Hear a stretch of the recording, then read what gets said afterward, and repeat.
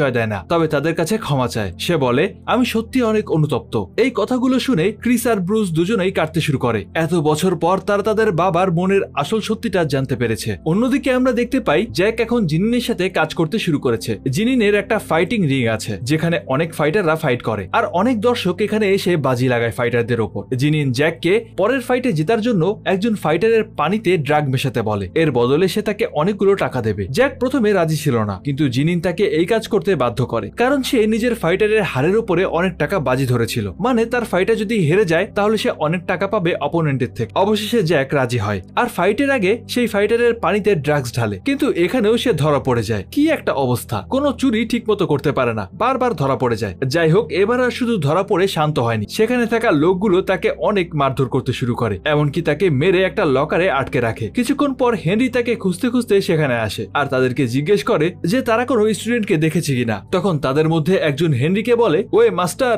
যেখান থেকে এসেছেন সেখানে চলে যান। কিন্তু তখনই জ্যাক লকার থেকে বাঁচাও বাঁচাও বলে চিৎকার করতে থাকে। হেনরি বুঝতে পারে যে এই লোকগুলো জ্যাককে আটকে রেখেছে, তাই সে আর কথা না বাড়িয়ে তাদেরকে উদুমসে কেলাতে শুরু করে। আসলে এরা একটু রকচটা, তাই এদের কথায় থামানো সম্ভব হবে না। এটা বুঝেই সময় নষ্ট না করে তাদের সাথে মারামারি করতে শুরু করে এবং একাই তাদের সবাইকে একদম ফাটিয়ে ফুটিয়ে দেয়। এক পর্যায়ে তাদের সেই সেরা ফাইটারের সঙ্গে লড়াই করে তাকেও নক আউট করে দেয়, যার কিনা একটু পরেই ফাইট হওয়ার কথা ছিল। মালটা একেবারে সোজা হয়ে দাঁড়ানো থেকে শুয়ে পড়ে। বেস্ট ফাইটার আউট হয়ে যাওয়ায় বাকিরা ভয় পেয়ে যায়। এরপর জ্যাককে সাথে করে নিয়ে হেনরি হাসপাতালে যায়। হেনরি যখন তার আঘাতের উপরে ব্যান্ডেজ লাগাচ্ছিল, জ্যাক তখন পুলিশকে সবকিছু সত্যিটা জানানোর চেষ্টা করে, কিন্তু জেনিন এসে তাকে থামিয়ে দেয়। সব জানাজানি হলে জেনিনের ফাইটিং এর ব্যবসা লাটে উঠবে, এজন্য সে তাদেরকে অনেক টাকা অফার করে, কিন্তু জ্যাক এবার তার টাকা ফিরিয়ে দেয়। এদিকে এই নিউজটা প্রত্যেকটা টিভি চ্যানেলে ছড়িয়ে পড়ে, সবার মুখে হেনরির জয়গান। চারিদিকে তখন একটাই শিরোনাম, হেনরি তার একজন স্কুল শিক্ষার্থীকে বাঁচানোর জন্য একজন পেশাদার এমএমএ ফাইটারকে মেরেছে। আর এই নিউজের পরেই সে পুরো স্কুলে ফেমাস হয়ে যায়, আর সব শিক্ষার্থীরাও তার কথা মানতে শুরু করে। সবাই এখন তাকে দাঁড়িয়ে সম্মান জানায়। এরপর আমাদের সোজা ফ্ল্যাশব্যাকে নিয়ে যাওয়া হয়, মানে হেনরির স্কুল লাইফে। হেনরি যখন স্কুলে পড়তো